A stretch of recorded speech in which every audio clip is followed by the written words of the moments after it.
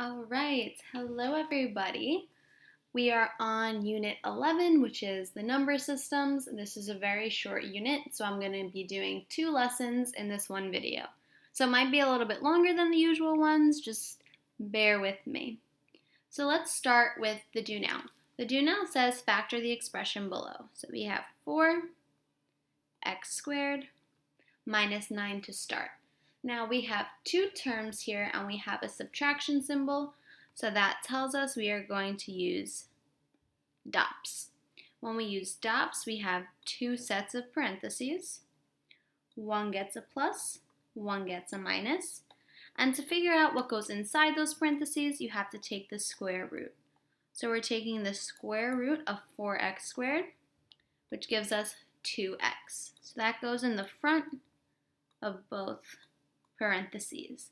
Then we take the square root of 9, which is 3, and that goes at the back of the parentheses. So this right here is our factored answer. So now let's look at the second problem, which is x cubed minus x squared minus 6x. Now for this, first thing you should always check for is a GCF. I see a GCF here of x because they all share at least one x. So we're going to divide all of these terms by x. We have x and then we have our parentheses. X cubed divided by x gives us x squared. X squared divided by x gives us x.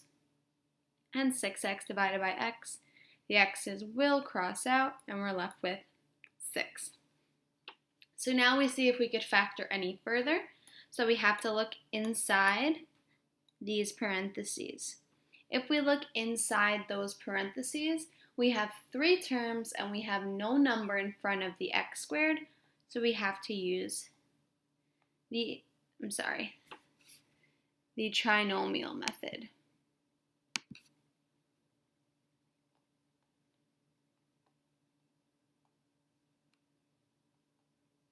So the first method we used was GCF. Okay, so for trinomial, we have 2 sets of parentheses. We cannot forget to bring down the GCF. In the parentheses, we have an x and an x. Now to find our signs, we take the first sign and bring it into the first parentheses. And then we have to combine the 2 signs here to bring it to the second one. So negative times negative will give us a positive. Now we have to find the factors of 6. So I'll just jot them down on the side. And to get to 6, you multiply 1 and 6, or 2 and 3. You have to see which one of these pairs add or subtract to the imaginary 1 that's in front of the x. So the ones that do that are 2 and 3. You put the bigger number first and the smaller number second. So this here would be our factored answer. What we're talking about today are different types of numbers. So first and foremost, let me make this bigger for everyone to see. So there are different types of numbers. We have natural numbers, which are the counting numbers. So 1, 2, 3, 4, 5, and so on. We have whole numbers, which are counting numbers, but they include 0. We have integers, which is every whole number, positive or negative. We have rational numbers, which is a number that can be expressed as a fraction. That is super, super, super important, okay? So rational numbers are all whole numbers, fractions, a decimal that ends, or a repeating decimal. And here are some examples. So 3 over 4, that's an example of a fraction. 0.65, this is a decimal that ends. It ends at the 5. We have another fraction. Here, 2981859, it ends at the 9. And here we have a repeating decimal. So another type of number that we can have are irrational numbers. Again, very important. We're going to be focusing on rational and irrational today. So an irrational number cannot be expressed as a fraction. Cannot be expressed as a fraction. So it's any decimal that goes on for forever. For example, pi. Pi never ever ends, so that is irrational. A decimal that just, again, does not end, has no pattern, irrational. And radicals can be irrational too. For example, if we have the square root of 2, I'm going to go to my calculator for a second and type in the square root of 2. That decimal is not going to end. There's no pattern. So that is also an example of an irrational number. And lastly, real numbers are all types of numbers. Okay. So let's start with these problems. It says, which is a rational number? So to figure out if it's rational, you type number into calculator. Okay? If it can be changed into a fraction,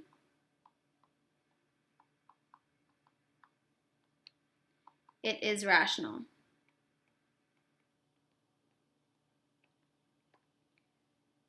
So that means if it cannot be changed, so if it cannot be a fraction,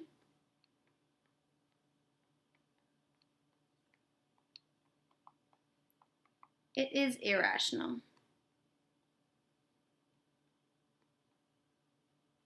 So pretty much all we are using is our calculator right now. All right, so let's start with number 1. It says, which is a rational number? We're going to go to our calculator. The first option was the square root of 8. So we type in the square root of 8 and we get this decimal. It doesn't look like it's ever going to stop or that it can be changed into a fraction. But if you want to check, press press math. Oh my goodness. Press math, press frac. If it stays a decimal, that means it can't change into a fraction. So 1 is out. That is irrational. 2, it gives us pi. So let's check that. So to get pi, you press second, and it's where the caret is. Press enter. To check if it changes into a fraction, press math, frac. It does not change into a fraction. Therefore, pi is irrational. Let's try the next one. So we have 5, the square root of 9. Let's press enter. It gives us a whole number. If it gives us a whole number, that means that it is rational. So 3 is our answer. Okay, let's try number 2 now. It says, which is an irrational number? Again, go straight to the calculator. First option was the square root of 9. The square root of 9 is 3. 3 is a rational number because it's a whole number. So that is out. Let's try the next. The square root of 8 gives us a decimal. Let's see if it can change into a fraction. Turns out it cannot be a fraction. Therefore, 2 is irrational. All right, so it says true or false. Explain why. 3 says radical 20 is a rational number. Let's check with our calculator. Square root of 20, math, enter, enter. It cannot be changed into a fraction. So we say this is false. because radical 20 cannot be expressed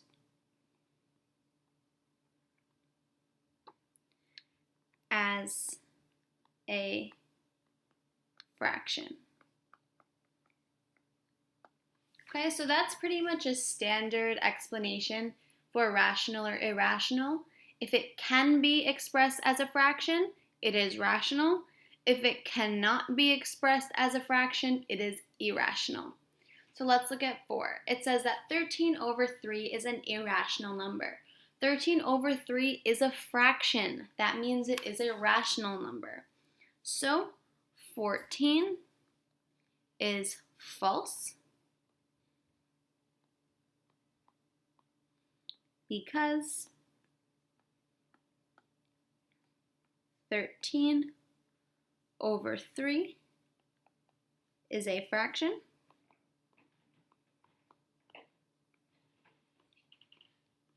And fractions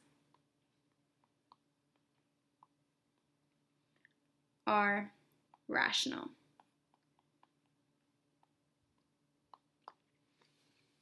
All right, let's look at the next one. It says the sum of 3 over 4 and radical 81 is rational. Well, let's see. So sum means addition. So what we have to do is we have to add those numbers together. So let's first add the numbers.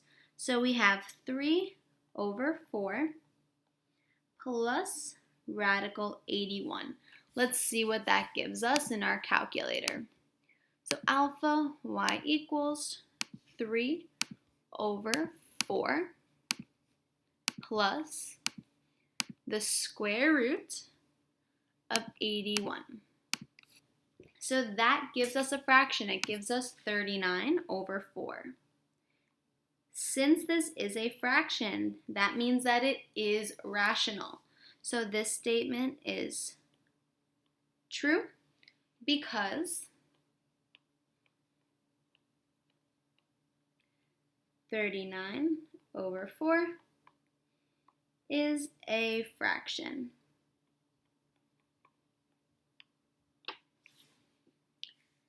And then the last one says the product of 3.6 and radical 2 is irrational. Product, that means multiplication.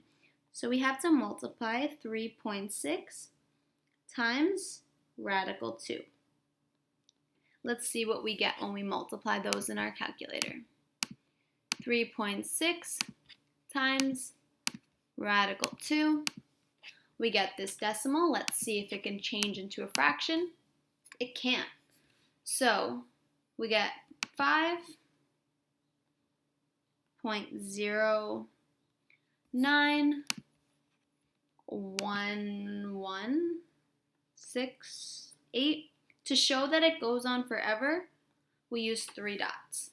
So this is an irrational number because when we tried to put it back into a fraction, it didn't work.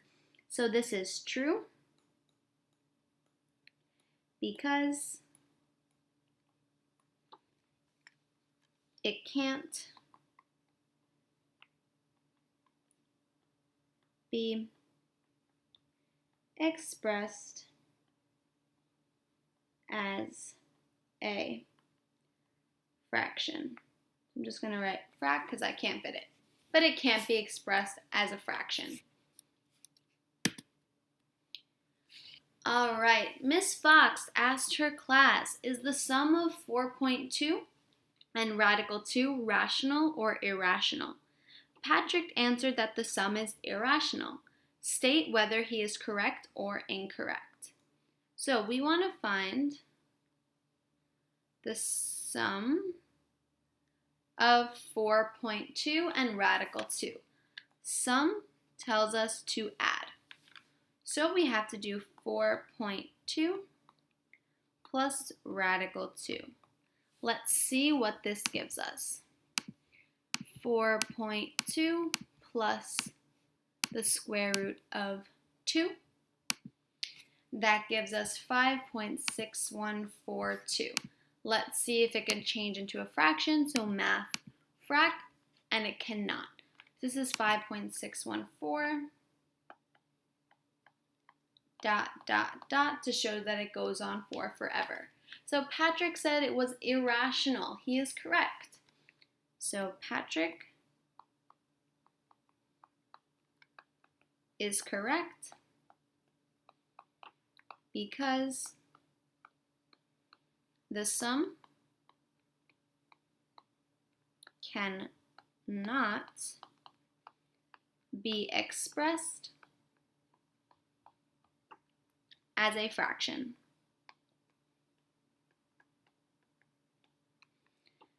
If you want to be more specific, you can then say, therefore, it is irrational. All right, so to get credit for this lesson, you have to complete this practice page on a separate piece of paper, and then you will upload a picture of your work onto Google Classroom. So like I said, this is going to be a bit longer of a video because we have a second lesson to go through right now. Okay, so starting the second lesson of this unit with number systems, we're going to start with the do now. It says, what is the result when 2x minus 3 squared is subtracted from 5x squared? Now, this term, subtracted from, is very important because that tells us to switch the order. Okay, so what that means is the 2x minus 3 squared came first, but we're not going to write it first. So we have the 5x squared minus the 2x minus 3 squared. So the subtracted from switch that order for us. Okay, so now think about PEMDAS. We have to do exponent before we do anything else. So let's look at this exponent. We have 2x minus 3 squared. That means we have to write out 2x minus 3 twice. And then multiply it out. So we have 2x times 2x, which is 4x squared. 2x times negative 3, negative 6x. Negative 3 times 2x, negative 6x. Negative 3 times negative 3, a positive 9. Now if you want to combine like terms, we can. We have negative 6x and a negative 6x, which gives us 4x squared minus 12x plus 9, and we are left with the 5x squared minus. Now what's very important is that you put this in parentheses because since we are subtracting, we still need to distribute that negative sign. So let's distribute the negative sign. When we distribute the negative sign, we get 5x squared minus 4x squared plus 12x minus 9. And now we can combine like terms. So our like terms here are 5x squared and negative 4x squared. Those combine to give us x squared. Bring the work up here. And those are our only like terms. Then we have a plus 12x and a minus 9.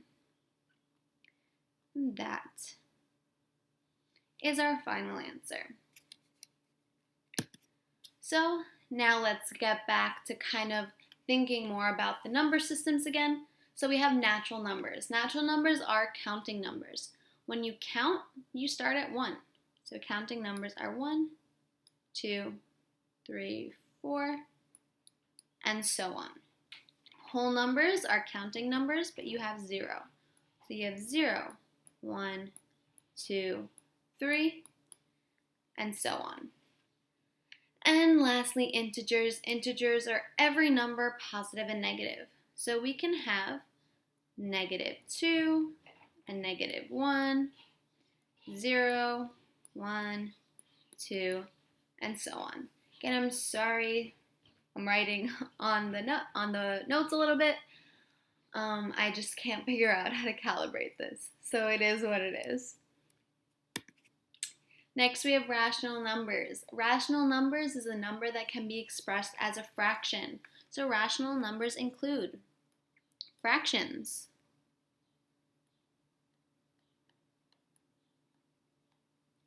they also include whole numbers,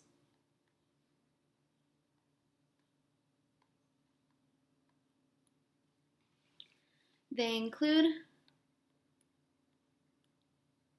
terminating or ending decimals,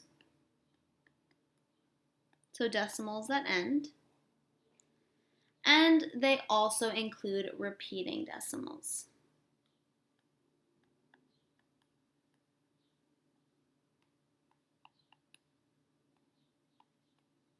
So some examples, let's see, an example of a fraction could be 1/2.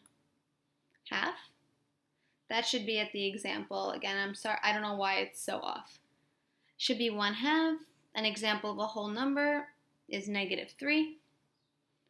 An example of a terminating decimal could be 1.256. And an example of a repeating decimal can be 0.3333. And then the bar on top shows that it goes on for forever. So these are some of our examples. So let's look at irrational numbers. Irrational numbers is a number that cannot be expressed as a fraction. So irrational numbers are, oh my goodness, let's see if I could figure this out, are never ending decimals. That's squeezed in there. Never ending decimals. Some examples of this could be pi. Pi is a never ending decimal. Radical 2 is a never ending decimal. And whenever you see, let's say at 1.24697 ... that ... shows that it goes on for forever. And lastly, we have real numbers. Real numbers are all types of numbers. Rational, irrational, whole numbers, natural numbers, just all types. So let's look at these problems. It says which domain listed below would be most appropriate to use when predicting the temperature based on the amount of people outdoors. So when it says which domain, it says which one of these numbers would make the most sense. So we're trying to use some type of numbers in predicting the temperature based on the amount of people outdoors. So real numbers, I'm going to go back for a second. Real numbers can be irrational. So that means we can have a radical 2 of a person. That does not make sense. So 1 is out. Whole numbers. So whole numbers are numbers including 0. So that could technically make sense because you can have 0 people, but let's keep that there for now. Next is rational numbers. Rational numbers include fractions. You can have a fraction of a person, so that is out.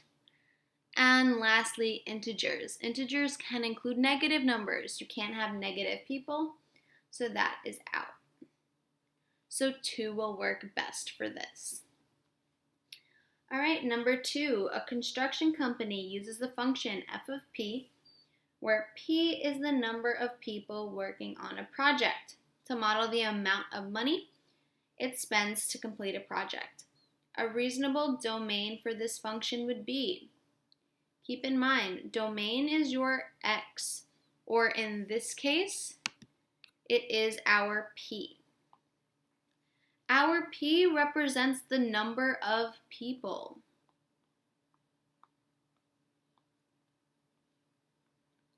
So whatever we choose as our answer has to be representative of people. So first, positive integers. That could possibly make sense. So we can have 1, 2, 3, 4, and so on. But I'm not going to circle it just yet. Maybe there'll be something better. So next is positive real numbers. Again, real numbers can be irrational. You can't have a radical 2 of a person. So 2 does not make sense. 3, both positive and negative integers. You cannot have negative people. 3 is out. And 4 says both positive and negative real numbers. You cannot have a negative of a person regardless. So 4 is out. So our answer is number 1. All right, for which value of P and W is P plus W a rational number? So what we have to do for these is we have to actually add what they give us here. So for number 1, or for answer choice 1, we have to do 1 over radical 3 plus 1 over radical 6. Let's go to our calculator. Alpha y equals 1 over radical 3 plus 1 over radical 6. Let's see if that changes into a fraction, and it does not. So 1 is out. Now, a quicker way to do this is whenever you have square roots, if it is not a perfect square under the radical, it is not going to be a rational number.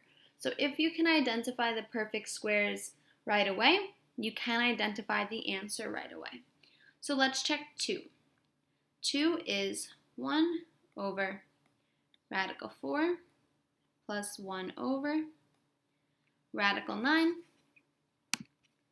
Let's see, if you want, you can scroll up, press enter, and then just change the numbers that are under the radical.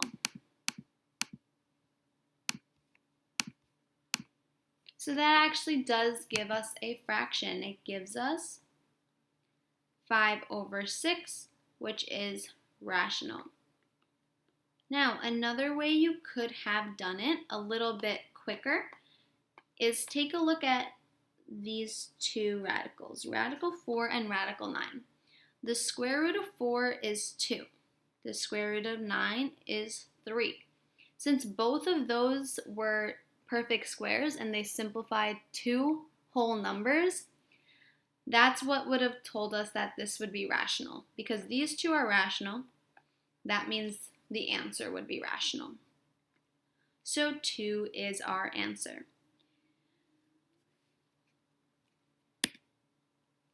Okay, given that information, which expression results in a rational number?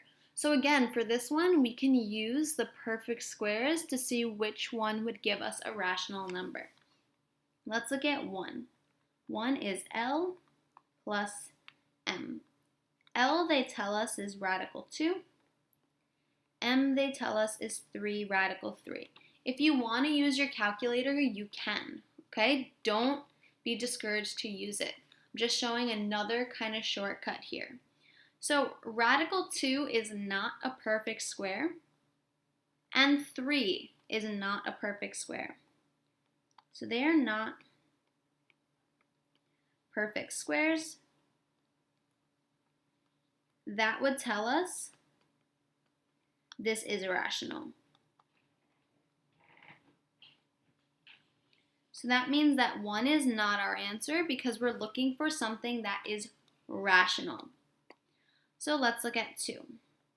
Answer choice 2 is M plus N. M is 3 radical 3. N is radical 16. Remember, they both need to be perfect squares. Radical 3 is not a perfect square.